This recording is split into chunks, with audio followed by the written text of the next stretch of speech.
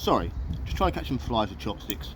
Karate Kid Legends is out this month, and I'm quite looking forward to it. I'm not going to lie, it's one of the most films I'm looking forward to this year. Now, before this film comes out, and before I see this movie, I kind of want to go back to the old school ones, go back to the original. So I want to go back to the original Karate Kid.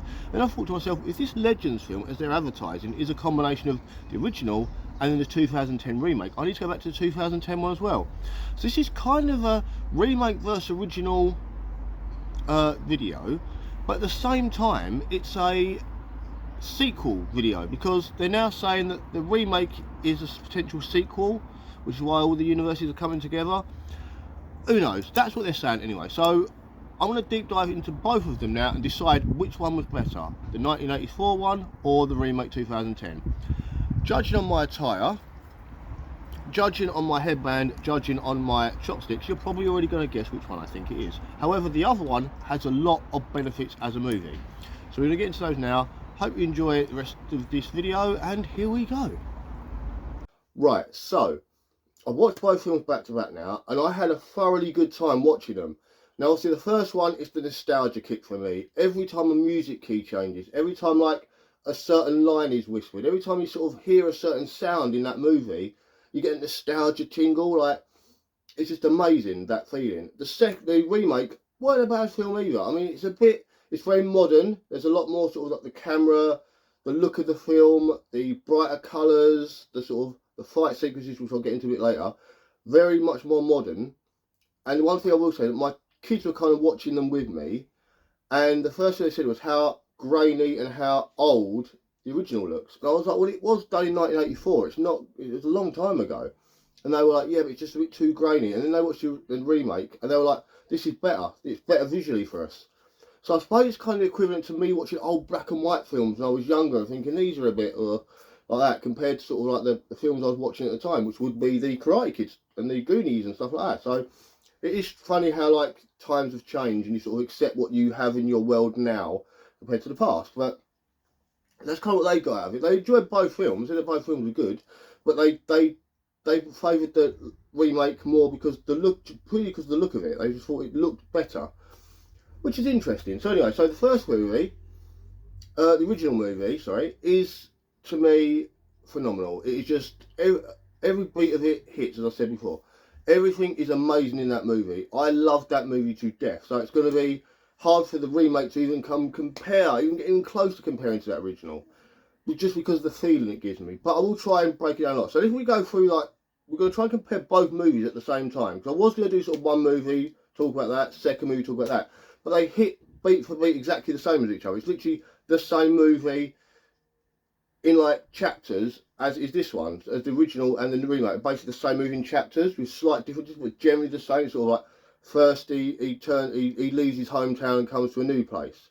Secondly, he then meets a friend who's like introduced him to other people.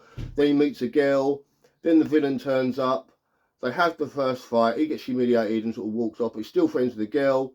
The villains keep coming back continuously. You meet the teacher guy as a handyman who kind of gets on with but doesn't get on with, a sort of thing. It's a bit of a weird relationship at first. And then you sort of meet you sort of go on then to sort of have the situation get worse with the sort of villains of the film, the bullies. And then you get the beat down section, and then you get the old man saving him, and then the offer to train him sort of comes about. They're going to the sensei. It's all exactly the same, beat for beat, except for one little section. It's generally exactly the same until the very end.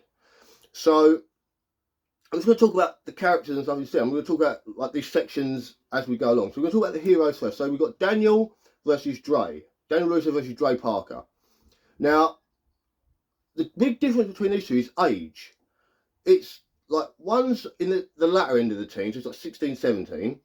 The other one is literally 12.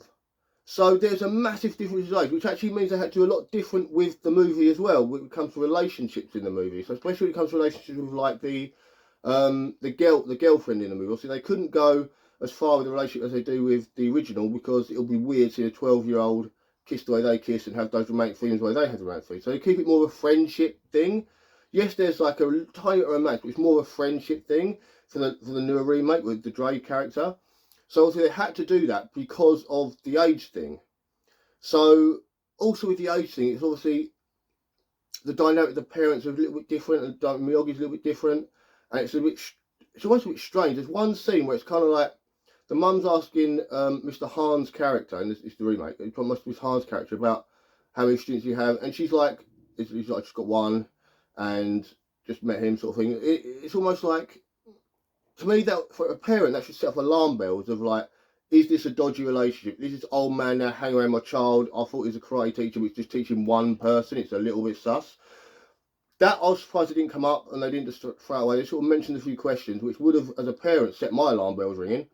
But you couldn't really have that with the older Daniel LaRusso character, because obviously he'd been like 16, 17, I think he was 15, 16, 17, something like that, in the latter teens. So you couldn't really have that with him, with the age thing. So there's a couple of differences between the characters. Now, as far as the attitudes go, Daniel LaRusso, if you actually look at it very much at the start of him, he's quite unlikable. He's a moody git, but he's a moody teenager. And he's moved from one part of America, New York, to, I think it's like Los Angeles, something like that. He's moved to a sunnier part of America. And it's quite a distance that he's moved, so obviously away from his friends, and also he's back before we had the internet, so he can't FaceTime with friends or anything. He's only got to be able to phone them. So he has lost all his friends and all that, but he's still in America. Dre actually had gone through a worse change, because he's not just gone from his hometown to another town. He's gone from his home of America in this town in Detroit all the way to China. So he's had a total difference in culture. He's had a total difference in language. He's had a total difference in pretty much everything. All his friends are now gone. He's just got his new people. He's got to try and communicate with people. He can't really understand them. That's a horrible thing for a 12-year-old to go through. So you can kind of understand his angst a little bit more than LaRusso's. But, you know, it's a weird one. But, I mean, they both play their characters well in very different ways. So, but LaRusso will probably connect more for me, because I watched this film when I was about 8, and I was a skinny, dark-haired, white-skinned, like very skinny child, not muscly at all, and that's kind of what LaRusso was. That kind of things to me. Well, I suppose if you are a young black boy that's gone to a different culture, it will probably resonate more for you being 12 and young. So I can understand how I will connect more to Daniel LaRusso's characters because of appearance, and it feels more like me when I'm watching it on the screen than I would Dre's character, if you know what I mean. Don't get too much into race or anything, but that's generally it was, because a lot of people are like, oh no, they've race swapped him, but that doesn't matter to me, because it's just generally about a kid going to another place. So it didn't matter so much about the race swap, because they don't really go much into black culture. It's just a kid. It could have been any kid really, but they decided to pick what's his name, Jaden Smith, to do the role. Helped by his dad, obviously, but let's get Jaden Smith in the role. So we've got these two characters, and they're both doing their job well. Angsty teen and an angsty preteen, if you want to call it. And obviously they land and they get so much trauma and so much crap when they first turn up, before they even turn up, because the idea of moving from their hometown anyway. And then they're sort of thrown into this world, and suddenly bad things are happening in the world, the bullies and stuff. And they handle it both it's all very similar. I said, beat for beat, the film's pretty much the same.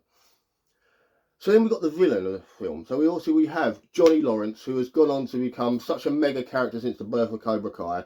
There he is now. He is like brilliant in Cobra Kai. He's hilarious in Cobra Kai. In this film, he is just that angry bully. He's a nasty piece of work. But as they've argued in the past, you kind of see his point of view in some ways on it. But like, he is a bad guy. He's vicious. He's a nasty one. He sort of hits it hard. Now the character in the remake, I want to say, I can't remember his name, Chang or something like that. He is vicious. He's more violently vicious, I feel, than Johnny, because Johnny had a reason to hate Daniel, right? He was in love with Ali. They broke up. Suddenly now Daniel's moved in. He's now charming Ali, and it's a bit of jealousy. So it's kind of a reason to be angry.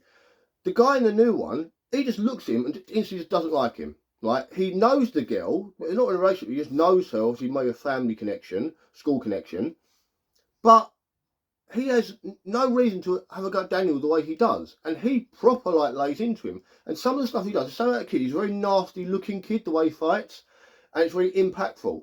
So I'd say you couldn't do a Cobra Kai in the future with that kid, because I don't think there's a reason for him to have that good guy side, where Johnny has that good guy side and you can understand it.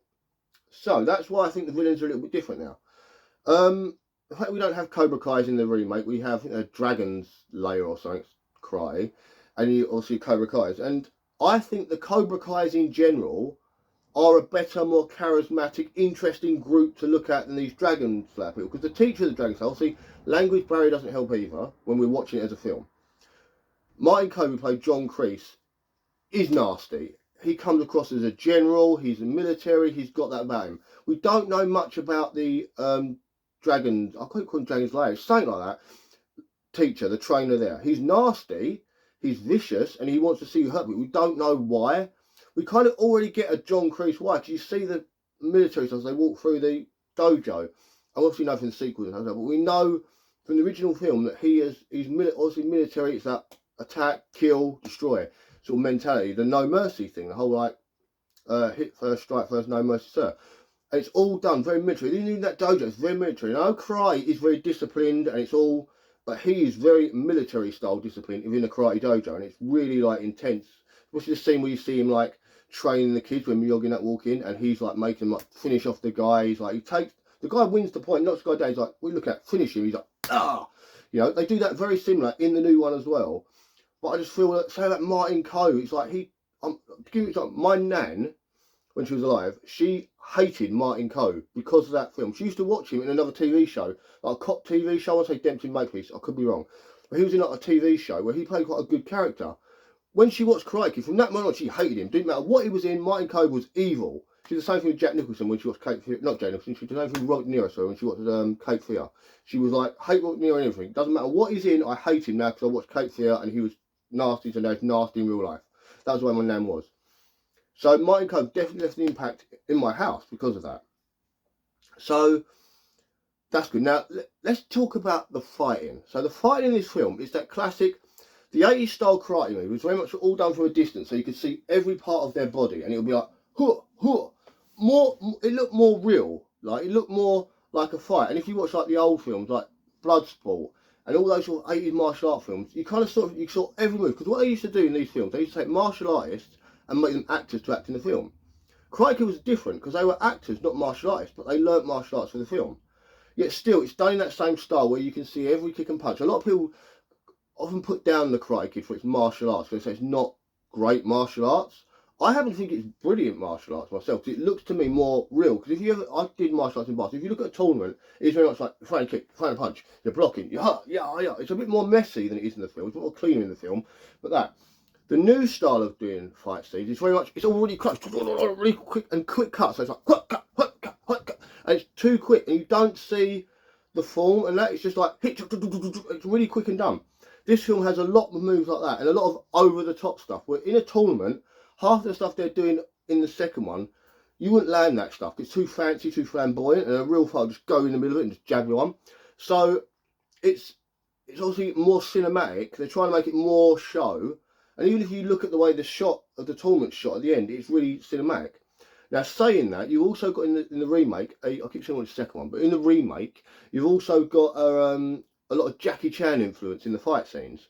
So if you look at the beatdown fight scene, so the original beatdown fight scene with Daniel run away from the skeleton Cobra Kai lot, and then getting caught up by the fence and then them beating him, it's very much Johnny doing all that fighting. He just bang, he just kicks him and hits him, and the others sort of hold him. And it's only a couple of punches. If you look at the remake, there's a lot more violence in that one. They're really like hammering the crap out of old Dre. They beat the living hell out of him, and they do beat him up in thingy, but they don't hit him as much in the original.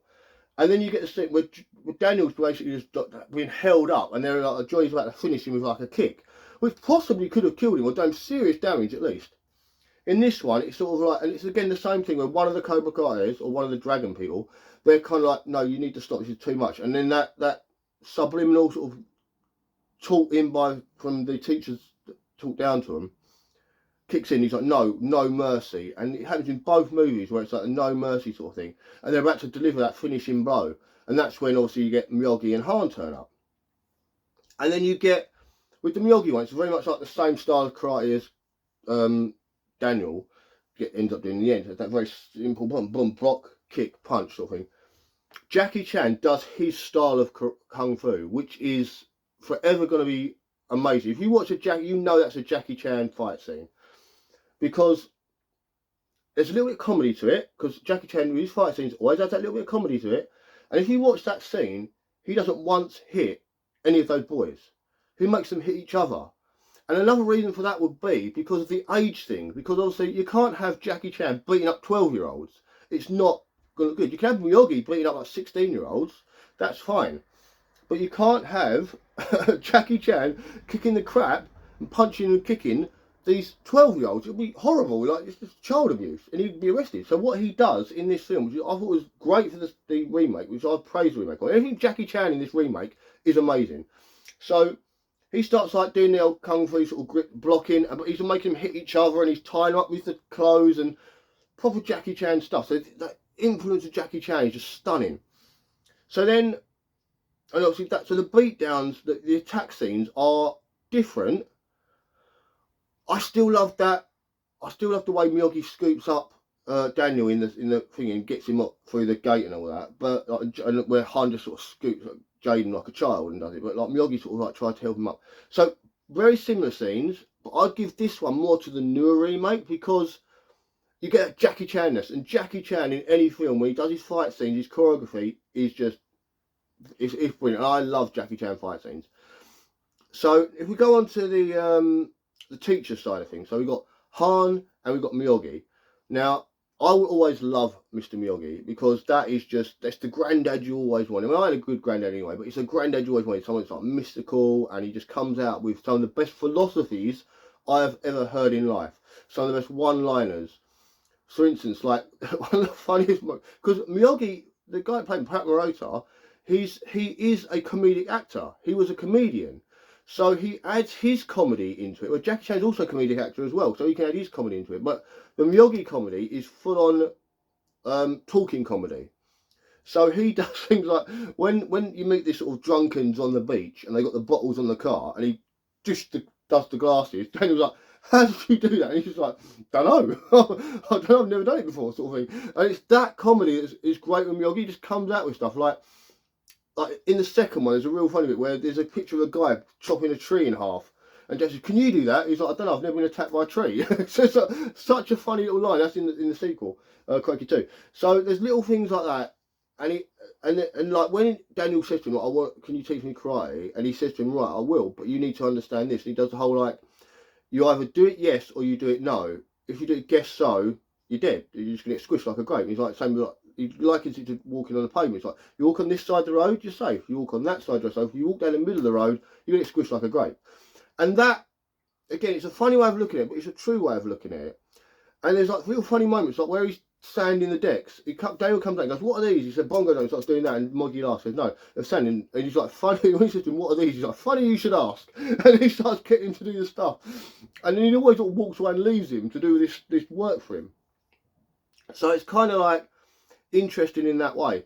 Now the backstories are tragic. Like both these men, like living on their own, you find out why they're living on their own, and it is horrific and tragic. It's such a sad story. So Mr. Han, no, we'll do Miyagi first. Miyagi, while fighting in the war, his wife dies in childbirth, and he has to deal with the fact that he's fighting in a war, World War II, which is a nasty war, and then the fact that his wife has now died in childbirth.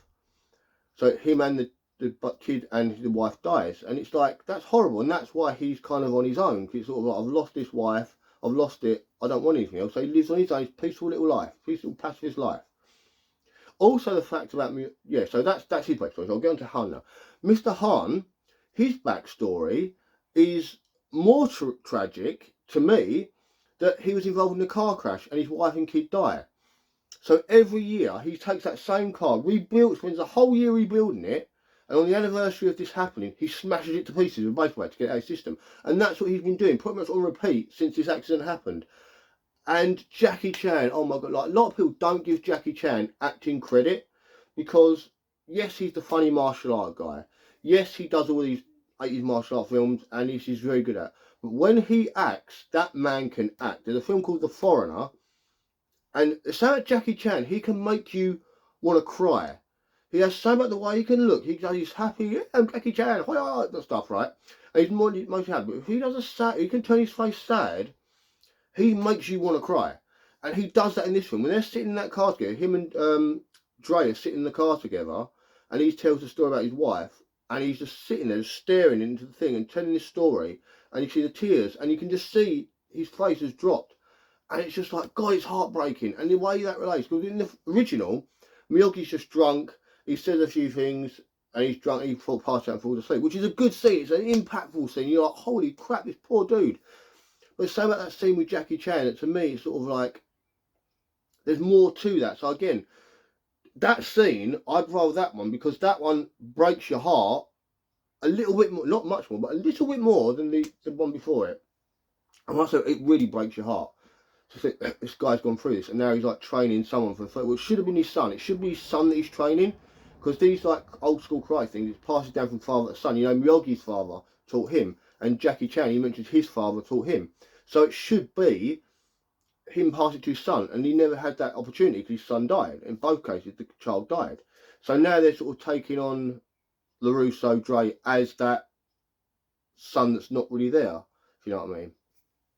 Yeah, to compare the two, I'd say they're both on a par with each other. Both senseis, Miyagi and Hunt, are on a par with each other, and depending on the scene, they do this, but they generally are as good. I would probably go more this way, because obviously that's my guy. You know, you can't not say that. So I go more this to Mr. Miyagi, but it's so close, because they are so both good at the job they do in this film. They're both so amazing. I'm so glad they got cast. I know Pat Rosa almost didn't get cast because the guy didn't want the comedy guy doing that job, but he ended up being phenomenal. So we said before about love interest. So obviously they are very different love interests. So, same storyline, same arsehole parents, except the remake version has slightly better parents to me, slightly better than the ones. Because if you look at the parents of Ali, they're horrible snobs straight away. Just instantly look down on Daniel because of where he's from. Just have an instant disliking to him just because he's from the poorer side of town. And the way they talk to him, the way they look at, oh God, I wish they'd got a comeuppance. That's the one thing about the original Karate Kid that winds me up. They never get a comeuppance. If you look at the remake version, her dad is unhappy because Dre has taken away from her, almost cost her dream by taking her away on that fun day out. So that's his issue with Dre, is the fact that he took her away when she's supposed to do this violin recital thing, and that could have cost her future in something. So that's why the daddy's like, no, you can't see him again. That makes sense. That makes total sense. If my kids are, say, special mega, they do it, and some boy come along and took them away to do something funny and could have cost them their future, I'd be a bit wound up by that too. So I understand the dad point of view, but then the dad, when Dre shows that respect to the dad and comes back and like says the apology, the dad's then like, do you know what? You're right. You can see her again because of what Dre did, and that is a great part of the film. You never get the comeuppance. You never get LaRusso showing the mum and dad that actually I am a decent guy. Actually, just because I'm poor, it doesn't mean I'm worthless. That sort of thing. You never get that, and I really wish you had that moment. Ali herself, I had a massive. I think Ali might have been one of my first ever crushes. So it's when you're a kid and you see a pretty girl and you don't understand why you like looking at them. That's the Ali character for me in that. Now I understand why I like looking at her. She's still a very attractive woman now. I mean, if you've seen like, I don't know if she's like Cobra Kai, done a lot of TV stuff. She's a very attractive woman now. And she was always that every girl. She was always the girl next door. She always played that in a lot of films. She was in Cocktail. She was very much it's the same sort of character she wanted to play, but she is a great actress as well. She's been in a lot of things. She had longevity. She's still going now as a good actress. It's about the Karate Kid films. The original Karate Kid film, all the main cast seem to have aged really well. I don't know if you noticed, like they all aged really well. And Mr. Miyagi, who wear a lot of like makeup to make himself look older, ended up aging to look like Mr. Miyagi. It was really bizarre. But like obviously Ralph Macchio, we know it still looks 12. To be honest with you, he still looks 16 now, and he's like 16. He looks 16, and it's weird how they've done that. How he hasn't seemed to have aged at all. But well, yeah. So the female interest is both good, both of them. Very differently done because of her being 12 in the remake. They had to show her as being younger. They couldn't have the same sort of relationship dynamic sort of thing. But I didn't really do. There was no like sex scene or anything in the Karate Kid. It was just like a kiss, and that's all you get. And you get a general sense of love, which I think is better. To be honest with you, that makes more sense. A lot of these older martial art films, older people, like 18 rated martial art films, where there's like the sex scenes, like you don't need, because this is pure love, and that is something that transcends through the Karate film. And even when you get sort of when they jump into Cobra Kai, they still went back to the whole love thing with Johnny, still kind of having a torch for Ali, and that's still affecting him years later. So I did like that. So the girls, they're kind of like, you don't need them, but you do need them, because they're the catalyst to the film starting in both situations. Like both of them, Johnny comes down to the beach and he throws Ali's radio on the floor and tries to have a conversation with her. She doesn't necessarily, chucks it down. Then it's LaRusso that picks it up, and that's where the fight between them two starts. Some of this way, it's the paperwork, the notes, the musical note paperwork that goes on the floor, and then he picks it up, and that's where the fight starts. So these two sort of stay out, it's not your business, and then like the Jaden or LaRusso gets involved in the business of these two, which is where it's where they have the argument that maybe LaRusso, if he just stayed out of it, it's none of his business really. If he just stayed out of it, everything would have been okay. So, right, let's get on to the tournament. Now, the tournament in the original, wow. Like, I still would love, I could go and watch, every time the Crikey's on TV, I usually stop and watch it anyway. But that tournament is brilliant. The way they build up fighting, he fights a couple of the Cobra Kai's and he sort of works up to Johnny, is brilliantly done. Like, and the remake copies that a little bit. So you've got like, you get the first thing, Miyagi is legendary in this bit. So you go, when he turns up at the tournament, he's like, what, the guy that's filling all the paperwork says, what belt is he? And Miyagi's like, why does that matter? He says, oh, it's only for brown belts and above. So Miyagi just goes, boy, it's a black belt. and you see what Miyagi does. If you watch, he starts talking to the guy, so he's spelled the name wrong. And as he does that, he steals the guy doing the paperwork belt. He steals his black belt from the bag, and he gives it to Ali, and they take it. They basically rob this poor bloke of his black belt, which he earned, and he's like, yeah, you have that. So Daniel's got the black belt on. And I just think that's a classic Miyagi. And then when they're walking into the thing, it's like Miyagi doesn't really know, like the rules. He's like, so what do I do now? He's like, I don't know. He's like, well, what do you mean you don't know? I thought you went these things for. He's like, no, I fought for my life, not for points. He's like, oh God. Then Ali explains the rules to Daniel, which is hilarious. And they get Ali to stay there by saying she's the interpreter. And Miyagi again with another comedy moment where she's like, oh, she's his interpreter. They can't understand. I can't understand him unless she translates for him.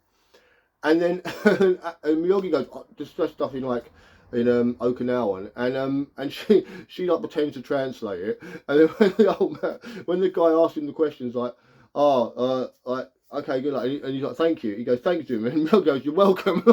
In English, it's just such a funny scene. It's basically like the rip of the Great Escape scene with the thing, but it's so funny. I love that scene. And then you get the tournament, and you get the fights, and Daniel starts off scared. He's never been in a fight before. He's never been in a tournament before. And the guy comes out and he runs away. They do exactly the same thing in the remake. But I think Jaden plays the fear, Jaden Smith, sorry, plays the fear of fighting, more than Daniel. Daniel goes to war, he's a little apprehensive, and he goes again. But Jaden looks terrified. So that's one good thing I'll say. Jaden did the better acting in that bit, because he generally looks terrified. And then you get them moving up, so they start to get their points, start to win, and they're doing really well. But all the way through, I feel, where Daniel started to get the confidence, you see he's getting more confident as he's going, I can do this. Jaden still looks terrified most of the way through it. And I think the coaching from Miyagi was better throughout than the Jackie Chan coaching, to me. So, like, you get Miyagi just, like, do power, and he's, like, really sort of coaching, where Jackie Chan's a bit more comedy side, like, don't do the funny silly face next time sort of thing. So, I do feel Miyagi's coaching was better. So, the tournament, the look of the tournament, it looks more realistic for a tournament, the original movie, because that, if you go to tournaments now, it's generally what you see in that film. It's just the mats, the referee in the middle, and the two fighting. No spectacle. Now, the one in Hong Kong that they do, who's Hong Kong? They go to? Sorry, the one in China. So China, the one in China that they do was all lights. It was like a WrestleMania sort of thing going on. I think that's too much. I don't know what it's like there, but for a kids karate tournament, I'm very surprised it's that. I'll be surprised if it's that. I know it's big over there, but I don't think it's that big. I get if it was like a boxing or a kickboxing maybe, but even that was bigger than most kickboxing sort of stuff, most boxing stuff over here. It was just massive, like all the lights and cameras and the computer stuff. It was a bit too much for a kids martial arts tournament. What we see in the original Karate Kid, that tournament is what you see. I've been to tournaments before. I've been in them. My daughter was in one a bit more recently, probably around 2010 actually. So she was in one. So I know what tournaments look like. They don't look like the remake version. not saying it weren't great, it was good. Like, and again, when it comes to the fighting in the tournament, the remake version, it was very much that new style of like quick cuts, really fast. Where the original was more like you see every punch come in, and there probably are cuts in it, but it's not as, you know, it's like a lot more like wham, block, punch. You're seeing everything they're doing. Sorry, I can't do the mood for it because I've had this happen. I've still got nerve damage here as well.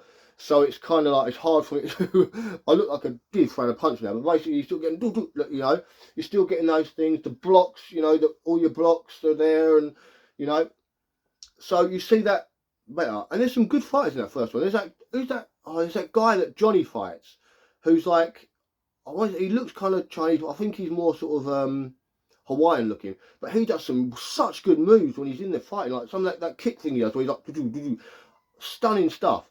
And Johnny has got one of the best, I still say now, one of the best kicks ever in a movie in that. He gets the guy's arm, gets him down, he gets his foot. I can't show you, it's so hard. He basically, that's the guy, he gets his foot, goes one side and just sort of goes bang, over his head, like bang, in his face. I love that kick. It's just so vicious looking and so cool. And again, there's some good moves. And so the tournament goes on. We get a story in that tournament. A lot of films, they tend to, the progression, we've seen certain characters going up together, and I love that. You get that in Bloodsport as well. You see all the different characters going up, sort of slowly getting to fight each other. And then you get sort of the hurt moment. And this happens in both movies. Now, the hurt moment, where the evil sensei tells our protagonist to injure and put him out of commission. Don't win the fight, just hurt him. And Kreese does it better. Let's be honest. That sweet, that like, I want him out of commission.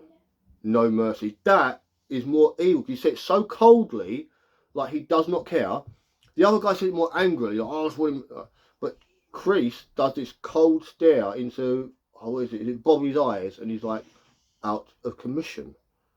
And he's like, it's like, yes, sensei. You can see Bobby just does not want to do this.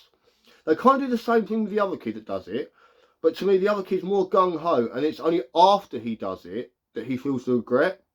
Where Bobby, he's got regret going into it. He doesn't want to do it, but he's got such pressure and such, like, this teacher will, if he doesn't do it, that he's in there, and you can see he doesn't want to do it, and then he does the move, and the second he does it, he's like, I'm sorry, and he goes down to Daniel, I'm so sorry, because he realised he has done something heinous to Daniel, that he was the guy in the skeleton fight that tried to stop Johnny finishing him off as well. So he's got that nicer side to him. But when he does it, you can see like the regret, instant regret as soon as he does it, that he shouldn't have done it. He's like, I'm sorry. Sorry. They disqualify him, and Daniel's hurt. With the Jaden Smith one, the kid does the damage to his elbows. He just hammers the crap out of his like leg, and like destroys like Jaden Smith's leg, like Dre's leg, and he shows regret after. When he realises he's been disqualified, he's looking around, everyone's kind of like booing him. He suddenly realises, oh God, that wasn't something good to do. I shouldn't have done that sort of thing. And then he looks really sad. But I think that Bobby does it better than the other kid. I think there's just, so I remember the original character names, I've watched it so many times. But I think he does it better, shows that I don't want to do this, I'm going to go do it, and acts it better than the other kid does. And he was older. So then we've got Daniel, is now in the sort of the bed, and he's in agony, the poor guy. He's in a lot of pain. And he's doing this. Now, when you see him doing this, to me, he's angry. He's got his fist clenched, he's angry. But when you see Dre do it, he's just hiding his tears because he's younger. That's the clever little thing I noticed for watching it. And then you get a bit that always sends a chill down my spine in the original one. So with Jackie Chan, he did the cupping thing early on, and we know that Miyagi can do which I used on my kids so many times growing up. Whenever they were hurt, I knew they said they were hurt, I'd do that and make them feel better. Because I use that so many times myself. It's just if you're a dad or a parent and your kids are hurt, but you know they're not really hurt, but they're kind of milking it a bit. So you know an old trick that will instantly make them better. Do that. Rub your hands together really fast so they get really hot, and then put it on them. They think you've really done magic. Honestly, it works. It worked every time for me. Not now my kids are older, but like when they were little, when they were sort of like in their 6, 7, probably like 3, 4, 5, 6, 7. It worked. Not so much now they're 12. They're like whatever. So anyway, but the same about the music. Well, the way the music hits on that scene when Miyagi just goes, and then just boom as it happens, and you get whoever scored that is a genius, because it works like bang, and it's like, and then you get that, and then you get the guy saying, "Oh, we're going to award it to Johnny," and it's that Daniel Rooster's going to fight, and you get, and the crowd boom, and the music, oh, it's so well done that you get that little tingle, oh my god, and then Daniel like hobbles out. Same thing with the Jane thing, but it doesn't impact the same. And I think it's the music score, because the music in the original is so much more superior than the new version. That is my honest to God thing. The score of the original just hits every part of that film. The newer version, not as much. The music is in there, pretty forgettable, and doesn't have that same impact. But yeah, somehow that score in that original, the way that doom, and it's the same like in the fight scene, like at the end. So then we get the big fight scene at the end. Jaden's limping out the same way that I keep calling Jaden, but Dre is limping out the same way Daniel limps out. They both sort of limp out the same sort of way. They had to fight, and then you get what's clever called where you know their legs hurt, so they're trying to favour legs. So Daniel is limping in the fight, so he's got like, same I can't get full. He's limping, like you see, he's favouring that leg a lot. And I heard that in the end kick, now the crane, the legendary crane kick, we all know the crane kick. He was originally supposed, they wanted him to jump with the one leg, kick with it, and land on the same leg, but he's not good enough of a martial artist to do that. So what Daniel did, if you watch it carefully, when he does that jump and he lands on that bad leg again, he instantly pulls the leg up. He's like, ow, it's hurt. And he goes back into the stance with the leg sort of like no weight on the leg. And I thought that was clever, very clever. I don't know if it was him that did that or the stunt coordinators or whatever, but that was genius. So yeah, back to the fight. So the fight happens, and then you get the sort of Daniel starts to win, so Jay starts to win, and then you get the iconic, the so iconic from Martin Cove where he says, "Sweep the leg." So he tells Johnny, "Aim for that leg. It's hurt him. Aim for it. That's his weakness. Get him. Like go for that leg. That sweep the leg. The way he says it, and he just looks at him just like sweep the leg. Again, deadpan, nasty, methodical. The other guy, he tells him to go for the leg as well, but there's something so like, I mean, that has become famous. That sweep the leg thing has become famous, as in like that's you go for the weakness. And then, of course, Johnny comes out and he starts aiming for the leg. There's that weird double punching into the leg, which I always think looks sick as hell. So Daniel's there and as Johnny goes down, he does this double punch to the leg, like, bang. It's like saying a computer game, like a Mortal Kombat computer game. Bang, like that. And then you get something with Jaden where the guys that do his weird spinny kick thing to the leg. And again, that is too over the top for me. The fighting is far too over the top, especially that last fight scene. I don't want to make it a big fight scene, but they're doing jump spinny things. It's like, it's ridiculous. It's kind of mangerish where it's just too much, like, and the cuts are too quick and that. I like the fight with Johnny because it's more like you're in that fight with them. This one's so much going on. You're like, oh god, I'm trying to keep track of what's going on. But yeah, there's that kick where there's like a spinning jump kick and he kicks him in the leg and then you get Dre down. And the same with Daniel. Johnny does the elbow to the knee, like the back of the knee, and Daniel just drops and he's like, you think this could be it? There could be out. And again, this is where the score again, the musical score. You get that da-da-da, and he's like on the floor and he's rolling around in pain, and you get a shot of Miyagi. Then you get that classic, oh my god, he's going to be in a body bag, and the music's still like, and you can feel the music building, and that's what it does to you. The music builds in this way that you're building with the music, and then Daniel gets up and he's just like, and then you just see the arms go up, and you're like, he's going to do the kick. Now this is the thing about this movie. So the movie has both movies have like a mega kick, a mega weapon. It's like where you think like, you know it's going to come back to that. It's almost like foreshadowing a trick. So you saw Miyagi in the beach doing this move, and Daniel watched it, asked him about it, and he just said to him, look, it's a kick, it's done properly, you can't defend against it. It goes in, you can't stop it. And then you see Daniel practicing it a couple of times himself. So you're like, wow, that's like amazing. So my eyes watering, because it does that sometimes. So you think, that's amazing. And the same with Dre, because in the part, it's actually in the original, Jackie Chan's Han character takes Dre to a monastery, like a Buddhist monastery, where they do all the martial arts stuff. And there's a girl who's like getting a snake to copy her movements, and that is quite a good scene. And Dre sees that, is fascinated by it. He asked Miyagi about it. Oh, he asked Mr. Han about it, and Han just says, well, actually, it was a reflection thing. Like it's not that she's copying the snake; the snake's actually copying her, and you can like manipulate your opponent, sort of thing. So you see Dre a couple of times trying it. He tries out his mum. His mum's like, "Stop doing that! You're an idiot. You look weird." And but like so that's the end. So in the remake, sorry, that's what he does. He does this like manipulation thing. Gets the kid who kind of starts to look drunk, which kind of annoys me a little bit because he's like, ooh, what's going on? Again, a bit too over the top, and he's starting doing the manipulation thing, and the kid's sort of like not ready for the strike that comes, which kind of makes sense. So like instead of that, then Dre does this like weird spinning back jump kick on one leg and kicks him in the face upside down. Again, too over the top for me. Very much too over the top. Gets the point, wins the match, everyone cheers, right?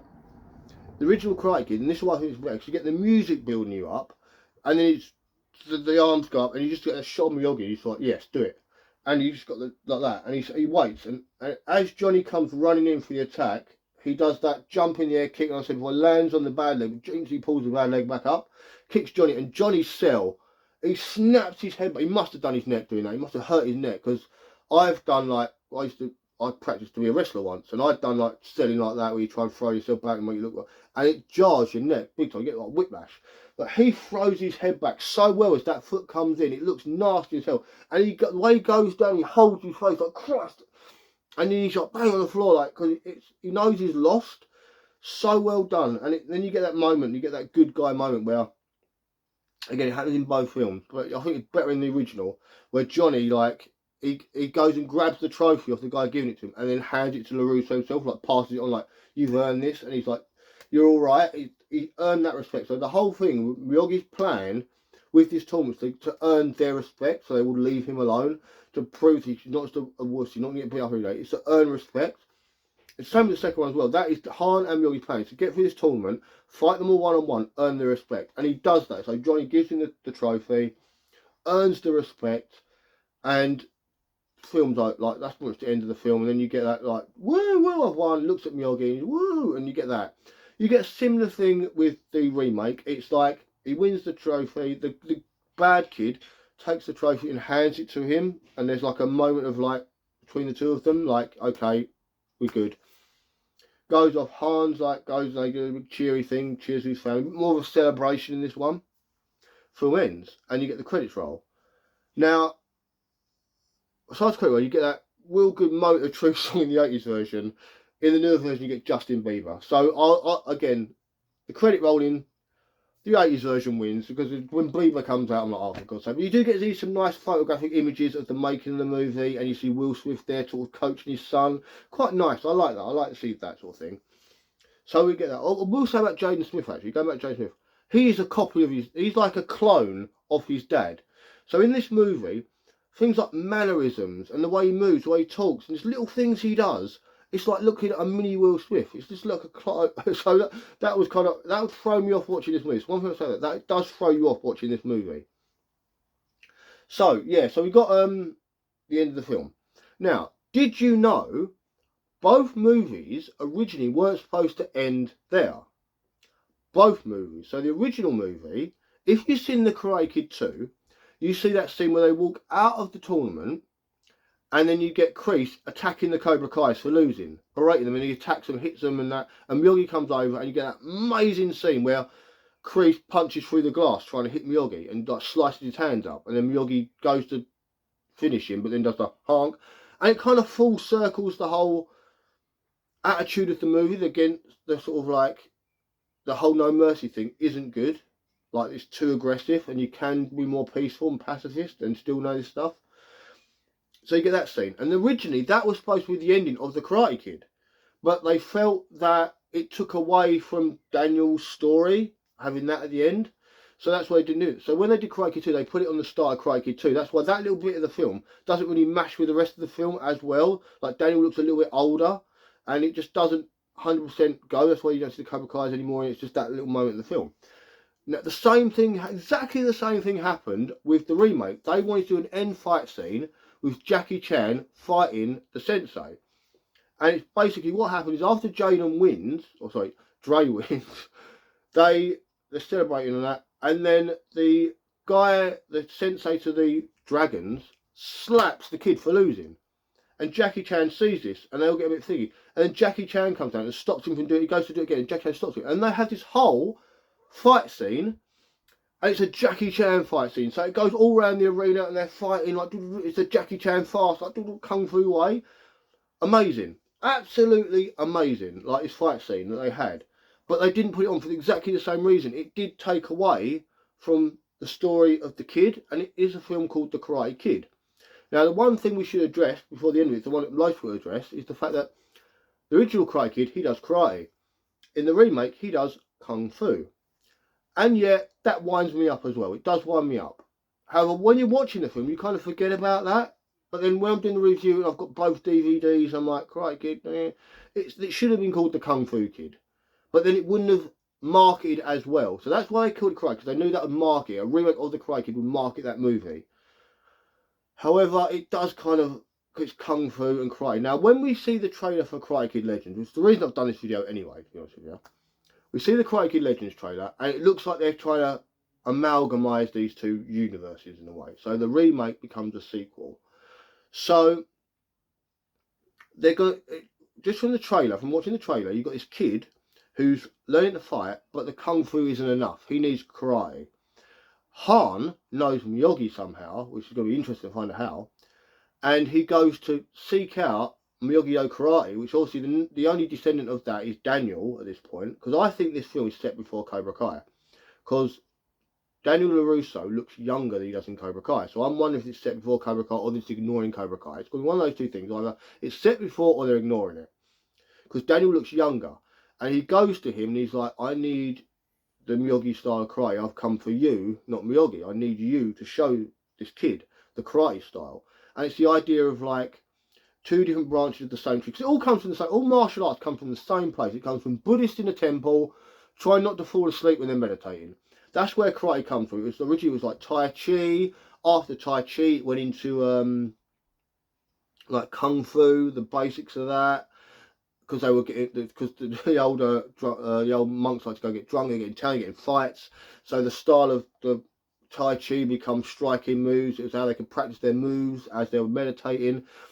And then like different people like went to Japan and became karate. It went to Korea and became taekwondo. So the essence is all from the same place. It just all spread out.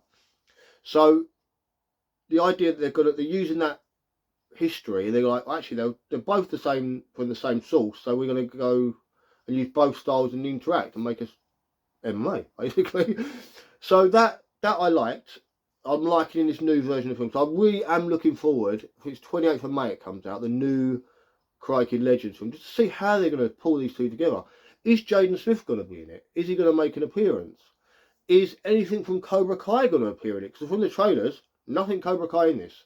No children, no family, no Johnny. So that's what I'm saying. Are they gonna? So is that gonna happen? So this is what, from the trailers, it's just this kid, and that kid from Dawson's Creek's in it as well. He's now a man, but he's in it as well, and it's gonna be interesting. I'm fascinated. The concept of this movie is fascinating me. I really can't wait to watch it.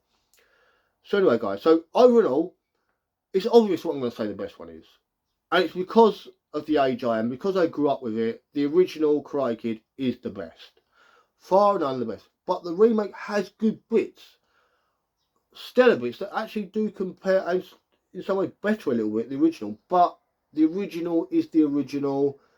It's a cultural phenomenon. I mean, the fact that when I was a kid, the night that movie aired on ITV, I still remember it being on ITV. I remember watching the beginning of it, thinking, oh, what's this film will be like? The next day, in the playground, every single boy is standing there in crane kick position. Every single kid. It's like a sea of people. Now it's seen in the remake, where you see them all doing the martial arts at the same time, very Japanese thing, all doing martial arts at the same time. It was that in our school playground. Everyone standing there kicking. Every single kid. Because it's a cultural thing. And the wax on, wax off is a cultural thing. That's one thing I didn't mention, the training.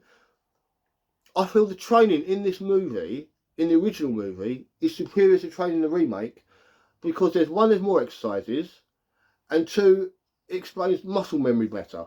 It's all about muscle memory. It's such a genius way of training someone. It's like, it must have been copied a million times over.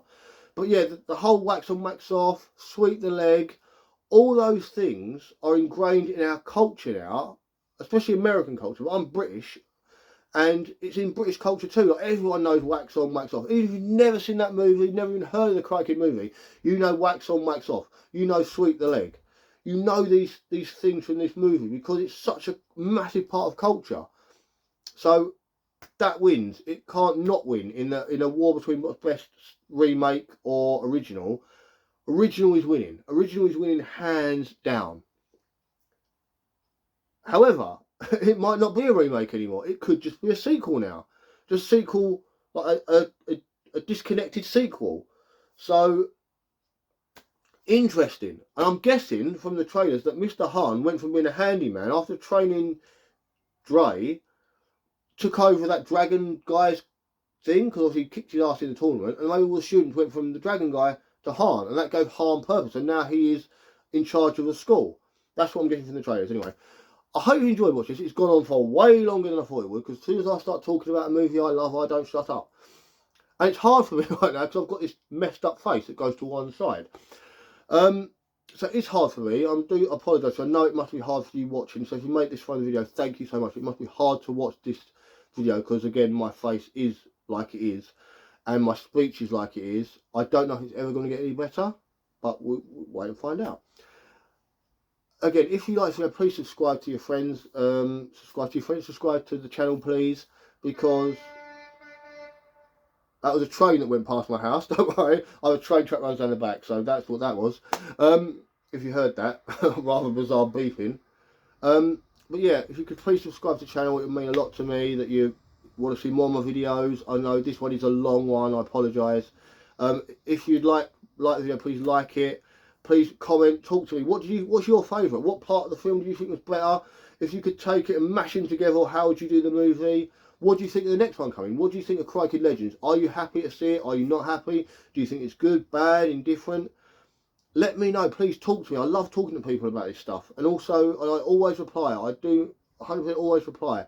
Also, if you could send this to other, if you know anyone else that loves the Cry Kid, maybe got a different opinion on me, different point of view to me, send them, let me have a watch it and get them messaging me back, please. I love the interaction, please. Again, enjoy yourselves, guys, and hope you're going to enjoy the 28th of May when the new one comes out. We're going to sit and watch that and be wishing we get some cranes in it and all that sort of stuff, and wax on, wax off, and see where we go. Thank you, guys, and enjoy the rest of your day. It's a lovely May at the minute. Thank you.